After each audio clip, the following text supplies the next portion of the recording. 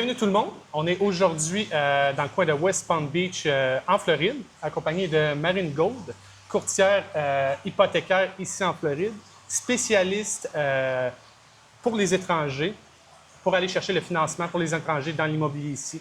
Donc, Marine, merci beaucoup d'avoir accepté l'invitation. Bien, merci Kevin de m'avoir invité sur ce podcast. Oui, ça fait plaisir. Ça fait combien de temps que tu fais ça, toi, ici? Alors, donc, je suis arrivée aux États-Unis il y a 15 ans. Et puis, je suis née en France à la base, à Nantes. Et maintenant, je suis américaine. Et j'ai ouvert mon brokerage de financement en 2018. 2018, c'est quoi qui t'a poussé à venir dans le financement? Eh bien, en fait, j'ai déjà un background en France de finance. Donc, j'ai toujours aimé les chiffres. J'adore ça. Et ça m'a paru logique. Je sais pas. Puis là aussi, tu es spécialisé justement pour... tu travailles avec beaucoup de Québécois. Oui. Beaucoup de dossiers québécois et tout ça, pour montrer que c'est possible en tant qu'étranger d'avoir du financement pour l'immobilier aux États-Unis. Peux-tu nous en parler un petit peu plus de ça? C'est quoi les préalables pour un Québécois de base là, pour... OK. Alors, oui, donc pour les financements, pour les Québécois qui n'ont pas de visa, qui n'ont pas de crédit, d'historique de crédit aux États-Unis, donc on a 3 types de financements différents. Donc le principal pour les investisseurs, c'est le prêt asset-based, donc avec un collatéral. En fait, on va utiliser les loyers potentiels, les revenus potentiels du bien que vous allez acheter pour qualifier l'emprunt. Et pour ce type de prêt, il faut compter 25% de mise de fonds. Donc voilà. Ensuite, c'est en fonction des loyers potentiels parce qu'il faut qu'ils puissent couvrir la dette plus les charges telles que taxes foncières, assurance et les HOA. Voilà. Est-ce que c'est vrai que avec ce type de produit-là, on n'est pas obligé de sortir nos T4, nos revenus, nous, de notre pays, Voilà. notre score de crédit. Voilà, exactement. C'est ça le gros avantage là, de Oui. pouvoir utiliser ce produit-là en collatéral comme ça. Voilà, celui-là, on n'utilise pas du tout vos revenus. On ne vous demande même pas qu'est-ce que vous faites dans la vie. C'est vraiment uniquement asset-based. Nous, on se préoccupe vraiment du bien que vous allez acheter, que ce soit un good deal, que ça make sense, que les chiffres puissent rembourser. Donc, notre ratio, c'est 1 pour 1. Donc, il faut que ça puisse rembourser la dette. Ensuite, on a d'autres types de prêts où là, pour les investisseurs, mais je ne sais pas si c'était ça ta question là, c'était plus pour le prêt principal investisseur ou... On va parler de plus investisseurs aussi et c'est pas tout le monde qui veut venir ici pour investir. Ils veulent une résidence secondaire ou des produits comme ça. Oui. Ça aussi, c'est des produits qui sont capables d'être financés aux États-Unis, pas nécessairement par des banques canadiennes qui vont investir, qui vont financer leur bien ici. Il y a une différence. Voilà, exactement, parce que il y a un peu des fausses idées que les banques canadiennes installées aux États-Unis vont vous financer plus facilement, étant donné que vous avez un historique au Canada, mais pas forcément, pas du tout même. Souvent, on a le sentiment d'appartenance envers ces banques-là. Ces banques, voilà. TD, Desjardins, tout ça. Puis la majorité des Québécois sont avec Desjardins au Québec. Fait qu'on se dit tout le temps, par réflexe, bon, je vais aller vers une banque canadienne, québécoise, ça va être plus facile. Mais en réalité, pas tout à fait. Voilà, c'est même beaucoup plus difficile. Parce que moi, je récupère beaucoup de dossiers, justement, qui ont été deny de Desjardins. Et nous, on fait des financements complètement différents avec des institutions financières américaines. Et étant donné que moi, je suis mortgage broker, donc j'ai accès à énormément de prêteurs aux États-Unis. Et donc, en fonction de votre scénario, vraiment, on va pouvoir trouver le prêteur adéquat. Est-ce que tu fais aussi affaire avec des prêteurs privés, des private lender money, des trucs comme ça? Mettons, si je te donne un exemple, je viens de voir un bien, j'ai des rénaux à mettre dedans, puis tout ça. Là, une banque conventionnelle ne pourra pas me financer tout de suite. Fait que donc, je n'ai pas le choix d'aller vers un prêteur privé à ce moment-là. Voilà, exactement. Donc, j'ai aussi des financements pour les rénovations. Donc, Ça, c'est un prêt court terme où vous payez que les intérêts. Et puis, on finance en général 100% des travaux. 100%. Oui. C'est bon, ça. Et 60... Avec Donc, en général, on finance 75% du prix d'achat, plus 100% des travaux. Et donc, ça, c'est un nouveau programme qui vient d'ouvrir pour les Canadiens et pour les non-résidents. C'est bon, ça. Depuis juin de cette année. Parce qu'avant, c'était uniquement accessible pour les Américains. Donc, c'est assez nouveau. Et tu sais qu'il y a beaucoup de Québécois qui sont dans la rénovation, la construction. Tous dans la construction, tous dans la rénovation. Puis c'est ce qu'on aime faire, c'est ce qu'on sait faire. Oui. Donc, c'est bien de voir qu'on peut aller chercher du financement comme ça. Voilà. Parce qu'avant, on entendait souvent parler que il faut quasiment que tu achètes la bâtisse quasiment cash. C'est dur d'aller chercher les fonds pour les rénovations.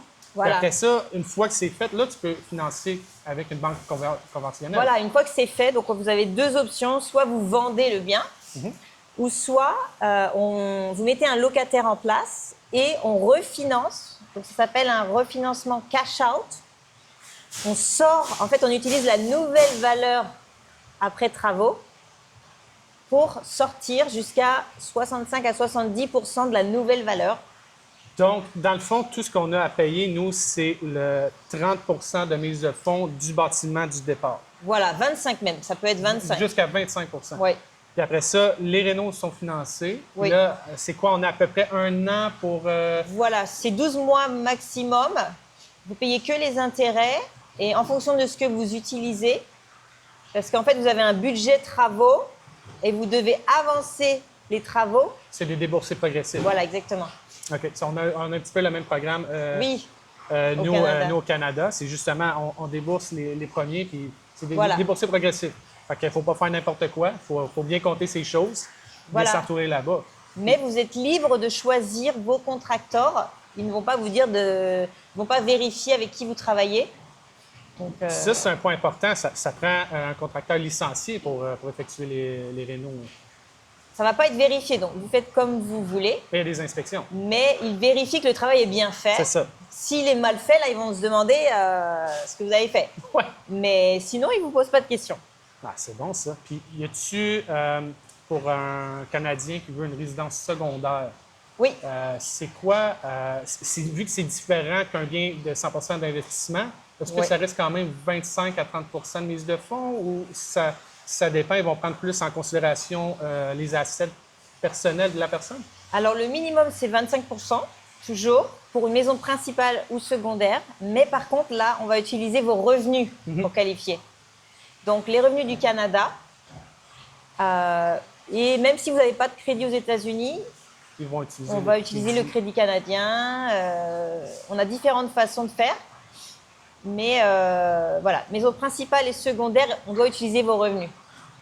OK, parfait. Puis, si on entend souvent parler aussi, j'ai des clients qui viennent me voir, qui m'abordent. Ils parlent souvent qu'ils sont exposés à la bourse, mais ils ne veulent pas sortir, ils ne veulent pas le vendre leur position pour pouvoir investir dans l'immobilier et tout ça. Avec raison, ils ne veulent pas perdre. Oui. Ils sont bien investis. Il y a un produit qu'on peut avoir que ça utilise sans collatéral. C'est comme une marge de crédit, dans le fond? Comment ça fonctionne, ce produit-là? Oui, les marges de crédit, on a accès, mais le problème, c'est que c'est surtout il faut avoir une green card. Pour faire ce... Oui, il y a des très bons produits en marge de crédit, mais voilà, il faut une green card. Quelquefois, j'ai aussi avec des visas, mais voilà, il faut au moins un visa et une green card. Pour pouvoir avoir accès à ce genre de produit-là? Oui, pour avoir une marge de crédit aux États-Unis. Okay. Par contre... En collatéral avec le marché boursier? Alors non, pardon. Rien à voir avec le marché boursier, oui. Oui. Oui. Là, je parlais d'une marge de crédit traditionnelle sur un bien immobilier. Mais sinon, sur le marché boursier, moi, personnellement, en tout cas, je n'en fais pas. Et je n'ai aucune connaissance là-dessus. Parce que, comme au Canada, on a un produit que si tu as 100 000 placés sur les marchés boursiers, tu peux aller chercher une marge de crédit en collatéral de celle-là d'environ 70 80 de la valeur de ton portefeuille. Et cet argent-là, mettons, il te donne un 75 000, ben, tu peux l'investir dans l'immobilier. D'accord.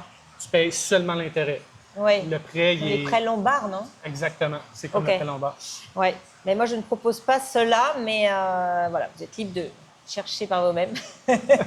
Mais par contre, je voulais juste rebondir sur ce que tu disais, c'est que les marges de crédit canadiennes, en tout cas, sont acceptées pour les mises de fonds. Ça, c'est bon à savoir. Oui. Parce que souvent, on entendait dire que tu ne peux pas utiliser un prêt pour aller chercher un autre prêt. Mais avec voilà. les marges de crédit canadiennes, tu peux. Voilà, Marge de tu peux crédit l'utiliser hypothèque ou quoi que ce soit. comme mise de fonds, oui. OK. Fait que souvent, ce que les gens font souvent, ils hypothèquent leur maison un petit peu plus pour Voilà. aller chercher un cash-out ou ben, ils utilisent ça en marge de crédit. Voilà. La liquidité que tu as sur... Fait que ça, Exactement. tu peux l'investir sans problème du Canada jusqu'ici. C'est justifiable. Voilà. Puis ils n'ont pas de problème avec ça, les banques. Ben, j'imagine Ils sont que OK. tu en fais fait, beaucoup. Hein? Voilà, tant que c'est sécurisé par un bien immobilier, c'est bon, c'est accepté. C'est bon, ça. Et puis, petite question pour toi. Le Québécois, de base, c'est quoi... quelle question qui revient souvent? C'est quoi les craintes des Québécois qui veulent investir et qui posent des questions? C'est quoi le pattern qui revient souvent? Alors, ce qui revient souvent, c'est « Oh, je ne peux pas financer parce que je n'ai pas de code de crédit aux États-Unis. Alors là, voilà, ça c'est une fausse idée reçue. Même sans code de crédit aux États-Unis, on peut obtenir du financement pour l'investissement immobilier, pour une maison principale, pour une maison secondaire. Il y a des financements possibles. Voilà. Ensuite, les idées reçues, les questions, donc c'est souvent voilà, la cote de crédit, l'apport. Quelquefois, ils pensent qu'on peut financer 100% du bien parce qu'apparemment, au Canada, on peut financer, il y a des... Ben, il y a des programmes, programmes. c'est 5 de mise de fonds à 7 des fois c'est 10, 20. Oui. Tout dépendant du programme où est-ce que tu es. Oui. Mais la grosse différence d'ici, c'est que là-bas, au Canada, ils vont te demander tout. Ton travail depuis combien de temps, ton score de crédit. Oui. Écoute, puis les standards sont vraiment élevés pour être accordé pour un prêt, fait que ça devient extrêmement difficile. Au Canada, nous, ce qu'on a, on appelle ça le plafond de verre. Notre ratio d'endettement. Fait que là, si on veut s'acheter 2 biens dans la même année, ça va être extrêmement difficile à cause du ratio d'endettement. Ah oui, oui. Ben, nous, en fait, on a aussi les prêts conventionnels en fait, qui sont pour les Américains, où là, l'apport est de 3% minimum. Mais là, il faut un visa. Quand vous arrivez aux États-Unis, vous n'avez pas de visa, vous êtes vraiment étranger. Vous n'avez pas accès à ces programmes-là. Donc, c'est ça la différence. Ensuite, on a aussi des prêts avec le taux d'endettement aussi. Mais simplement, si vous êtes investisseur, il faut savoir qu'ici, c'est illimité. Tant que vous avez une structure juridique comme une LLC ou une corporation américaine, vous êtes illimité dans la quantité de financement. Il n'y a pas de plafond de verre. Voilà. Les clients qui ont 200 maisons...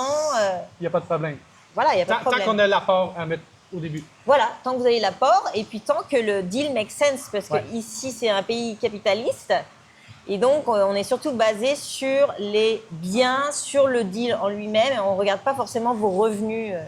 Non, parce que si le deal fait du sens, les chiffres sont là, il y a un cash flow positif, moins toutes les charges. Parce que il finance. Oui. Il finance. Donc, il y a un travail à faire en amont pour apporter ça, justement. On t'apporte ce dossier-là avec le bien. Oui. Puis, comment ça fonctionne? Parce que si on apporte ces chiffres-là, est-ce que les prêteurs vont envoyer quelqu'un pour vérifier comment bien ça sûr. fonctionne? Donc, voilà, on utilise un appraisal, un appraiseur agréé, donc qui est une sorte partie qui est commandée directement, je le commande en fait. Et donc c'est une évaluation du bien en lui-même, mais aussi on va évaluer les loyers, on peut évaluer aussi, si c'est un prêt de rénovation, on va évaluer la valeur après travaux. La valeur potentielle, la valeur après. Voilà. Ouais. On a différentes valorisations qu'on peut commander, mais tout se joue en fonction de ce rapport-là, voilà. Donc, aussitôt qu'on a ça, il n'y a pas de problème. On peut le financer, à moins qu'il y ait toujours des exceptions. Là, mais... Oui. Donc, principalement, en avance, on vous pré-approuve sur des données principales. Et puis ensuite, on vérifie pendant l'approbation que ce qu'on a pré-étudié, les chiffres sont corrects. Voilà, mais... OK, c'est bon. Et puis, on parle un petit peu du marché présentement de la Floride, Est-ce que tu as senti un ralentissement? C'est quoi la température, toi qui es sur le terrain, c'est quoi la température du marché actuel en Floride? Eh bien, je dirais que là, c'est un bon moment pour les investisseurs parce qu'on peut négocier les prix en Beaucoup ce moment. d'inventaire. Oui, mais il y a quand même de l'action en fait en ce moment. Moi, j'ai presque que des investissements immobiliers en financement, un peu moins de résidences principales. Donc voilà, je pense que c'est le moment de négocier. Et le taux d'intérêt, en fait, c'est pas le plus important finalement dans une transaction. C'est vraiment le prix d'achat. Ça, c'est vrai. On fait son deal à l'achat tout le temps. Exactement. C'est pour ça qu'il y a les taux d'intérêt. Puis les taux d'intérêt, si on revient au prêt pour les investisseurs, le taux d'intérêt est un petit peu plus élevé, si je ne me trompe pas, qu'un prêt conventionnel Voilà. privé. Qu'un prêt conventionnel, voilà. Mais c'est le même programme qu'un américain. Donc il y a une légère différence, mais voilà. Tant que les chiffres sont là, puis justement même avec le taux d'intérêt et les rendements, c'est déjà calculé en amont. Si ça make Voilà. sense, il n'y a pas de problème. Oui, et puis les taux d'intérêt ont déjà bien baissé depuis ces 2 dernières années, donc ça continue dans ce sens-là. Donc maintenant, tous les dossiers que j'ai en ce moment, they make even more sense. Désolée, j'ai pas trouvé mes mots en français, c'est mais Et ça fonctionne bien. Les chiffres fonctionnent. que penses-tu si le gouverneur de la Floride enlève les property tax?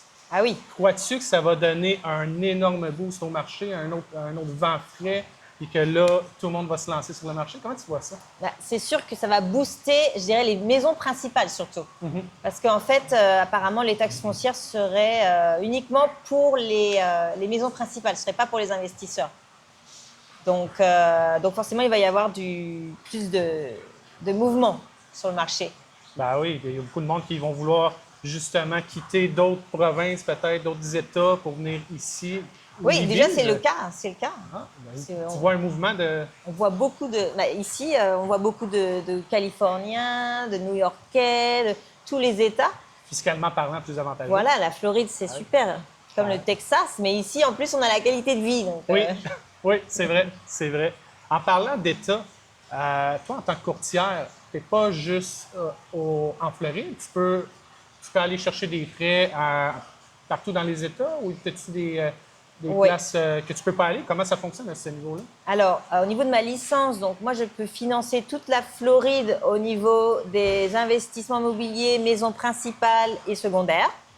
Et ensuite, tout le reste des États-Unis, mais seulement pour les investissements immobiliers.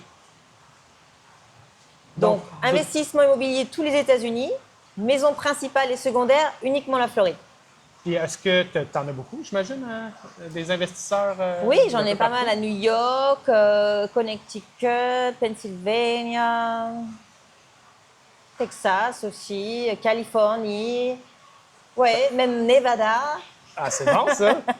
Puis, parce que j'imagine, tu sais, quand on commence souvent à travailler avec quelqu'un, puis ça va bien, justement, on veut garder la même personne. Fait que si j'achète ici, je te dis à Marine, j'ai quelque chose dans un autre État, tu peux-tu me trouver un financement? Il n'y a pas de problème. Exactement. Ah, ça, c'est bien. Fait que c'est pas par État, rigide, voilà. C'est pas rigide, c'est ça, exactement. Parce que souvent, il y a des secteurs comme au Québec, au Canada, certains experts, ils ont des secteurs qui ils vont déléguer à des collègues, là. Mais des fois, c'est le fun quand tu as un lien de confiance et tu veux continuer à travailler avec la personne. Voilà. Ça, c'est bon. Tu n'es pas limité dans une ou deux États. Exactement. Ça, c'est un énorme avantage. OK. Oui. Et aussi, donc, ce que je tenais à dire, c'est que ce qui est vraiment important, c'est de choisir une bonne équipe de confiance. Oui. Parce que, voilà, faut faire attention avec qui on travaille. Donc, choisir une bonne équipe. Et ça, c'est vraiment aussi très important.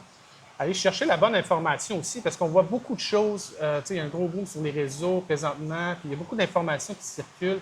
Il faut être sûr de prendre son temps, de s'informer comme il faut, d'aller voir les bonnes personnes. Souvent, aller voir plusieurs sources, tu sais, il n'y a pas de mal à ça.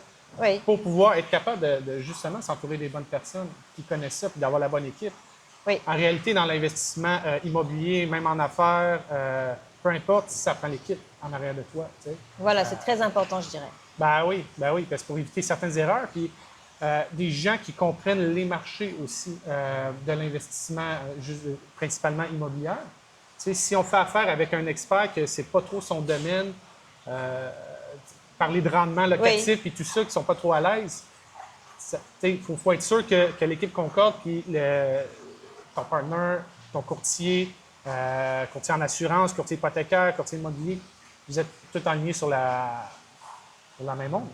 Je pense que c'est le principal, puis c'est vrai, tu fais bien de le souligner, ça. Oui, non, mais c'est vraiment important. Ah oui. Y a-t-il quelque chose d'autre que tu voudrais ajouter? Je pense qu'on a fait le On tour. a fait le tour. Je vais juste checker si on avait d'autres petites questions. Oui, ce que je pourrais dire, c'est que si vous souhaitez un financement immobilier en Floride ou même un investissement aux États-Unis, eh bien, vous pouvez me contacter. Oui, absolument. Absolument. Dans le fond, qu'est-ce qu'on va faire? On va mettre la description dans la vidéo. Vous pouvez me contacter directement à moi ou contacter Marine directement. On va évaluer votre dossier. Si c'est quelque chose aussi que vous avez des questions plus profondes, pour rentrer plus en détail, comment ça fonctionne, est-ce que c'est fait pour vous? On est là pour répondre à toutes ces questions-là. Il ne faut pas être gêné, il ne faut pas avoir peur d'aller poser les bonnes questions. Ça va faire toute la différence. Donc, Marine, Exactement. Un énorme merci, Merci à toi, Kevin. d'avoir reçu ici. C'est magnifique. Puis, au plaisir de refaire affaire ensemble. Au Si vous avez des plaisir. questions, gênez-vous pas. Merci.